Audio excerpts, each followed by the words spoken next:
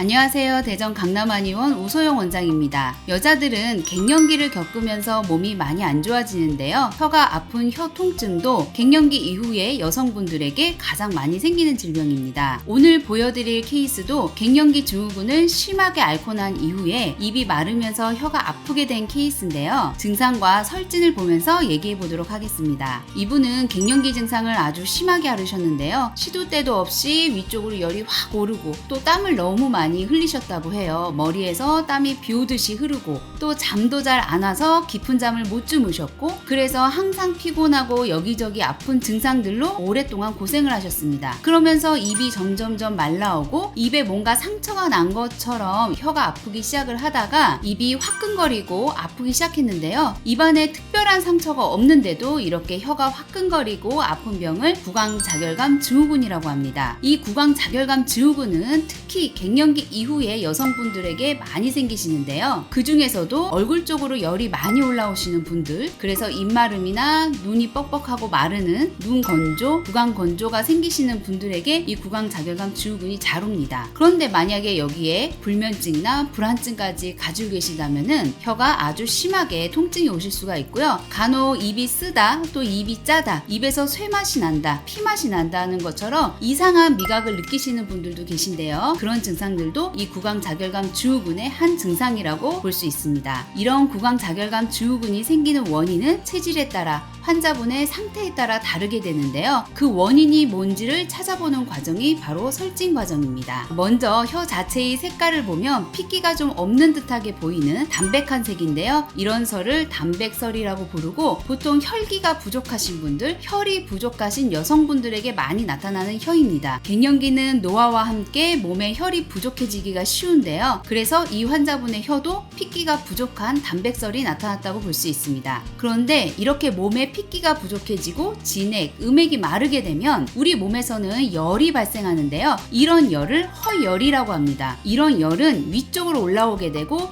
얼굴을 빨갛게 만드는 안면 홍조, 또 땀을 많이 흘리게 하고요. 이때 혀는 열이 올라와서 분홍색으로 빨갛게 보이는데요. 이렇게 기본적으로는 담백한 혀이면서 열이 올라와서 분홍빛을 띠고 있는 혀들은 갱년기 이후에 여성분들에게 굉장히 많이 나타나는데요. 이럴 때는 혀를 보여주면서 허열을 꺼트리는 약을 기본으로 쓰게 됩니다. 또 백태도 상당히 많으시고요. 이렇게 백태가 많으신 분들은 기운이 허하고 순환이 잘 안 될 가능성이 크고요. 이분 같은 경우에는 혀 가장자리에 울퉁불퉁한 이빨 자국인 치은도 보이시거든요. 이런 치은도 기혈증과 순환장애 때 나타날 수가 있습니다. 또 한 가지 이분의 특징적인 증상으로 방광염에 자주 걸린다라는 말씀을 하셨는데요. 이렇게 방광이 예민하신 분들, 또 방광이 약하신 분들은 한의학에서는 하초가 약하다, 하초가 허하다라고 보고 있는데요. 이런 분들은 혀 뿌리 쪽에 백태가 굉장히 짙게 나타나 있는 경우가 많습니다. 자, 이렇게 보시면 혀 뿌리 쪽에 백태가 짙으신 거를 볼 수가 있죠. 그래서 이렇게 혀 뿌리 쪽에는 두툼하게 백태가 있고 혀 끝은 빨갛고, 즉 아랫배에 해당하는 하초는 차가워서 생기는 냉증이 있으면서